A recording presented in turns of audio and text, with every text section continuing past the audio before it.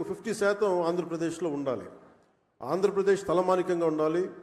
ఈ పర్యావరణానికి సంబంధించి కానీ, అటవీ సంరక్షణకు కానీ, నగర వనాలకు కానీ, చెట్లు విరివిగా పెంచడానికి కానీ వాటిని స్ఫూర్తిగా తీసుకొని వచ్చేసారి మనస్ఫూర్తిగా కలుస్తాం తెలియజేసుకుంటూ మీ అందరికీ మనస్ఫూర్తిగా ఈరోజు గౌరవ ముఖ్యమంత్రి గారు ఏం చెప్తారనేది మీతో పాటు నేను కూడా వినటానికి సంసిద్ధంగా ఉన్నాను.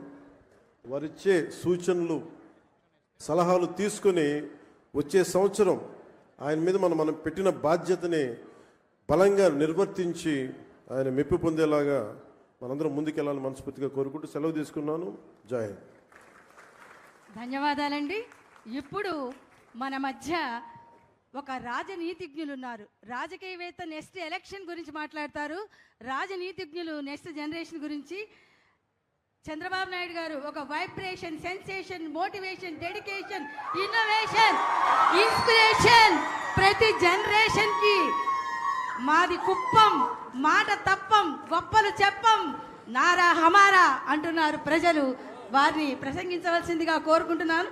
మానవత ఆయన జెండా, మంచితనమే ఆయన ఎజెండా, బడుగులకు కొండంత అండాదండ, పాలకుండ పూలదండ ఆయన మనసు బంగారు కొండ.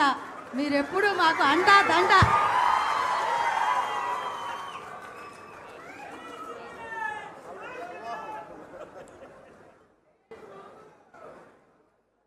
ఉప ముఖ్యమంత్రి